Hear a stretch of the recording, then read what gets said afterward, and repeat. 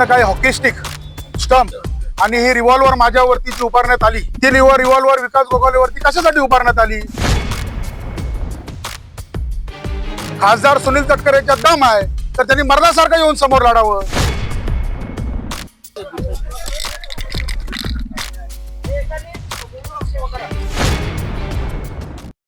आज मी 2 number booth आणि 3 number booth इथली निवडणूक या ठिकाणी संपन्न होते महाडची, आणि ती शांततेत कशी होईल याच्याकरता आम्ही सर्वजण या ठिकाणी प्रयत्न करत होतो.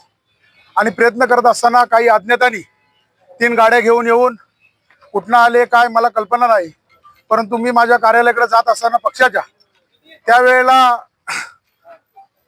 फॉर्च्युनर एक व्हाईट आहे, 2 कुठल्या गाड्या इनोवा आहेत वाटतं, त्यातनं काही हॉकी स्टिक, स्टंप आणि ही रिव्हॉल्वर माझ्यावरती जी उभारण्यात आली, ती रिव्हॉल्वर विकास गोगावलेवरती कशासाठी उभारण्यात आली? खासदार सुनील तटकरेंच्या दम आहे तर त्यांनी मर्दासारखं येऊन समोर लढावं. पाटणे असे बाहेर बगल बच्चे पाठवायचे नाही. त्याला माहिती नाही तटकरेला अजून की भरत शेठची औलाद आहे, आणि भरत शेठची औलाद ही आदरणीय शिंदे साहेबांच्या नेतृत्वाखाली आदरणीय बाळासाहेबांचा एक मावळा म्हणून या ठिकाणी या महाराष्ट्रामध्ये आम्ही काम करतोय.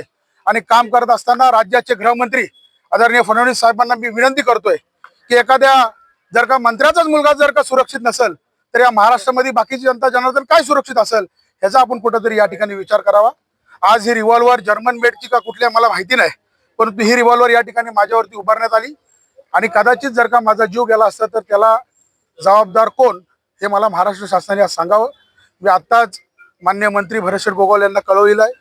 आमच्या जिल्ह्यातले सर्व आमदार, राज्याचे गृहमंत्री आदरणीय योगेशदादा कदम यांनी देखील याची कल्पना दिली आहे. तुम्ही सर्व प्रतिनिधीच्या वाहिनीने ज्या पद्धतीने इथं आलात त्याबद्दल तुमचंही देखील धन्यवाद करतो की आपण थोडक्यामध्ये काही गोष्टी घडल्या ते आपण बघितलं. आणि आताही तुम्ही जाऊ शकता, 4 गाड्या तिथं उभ्या आहेत.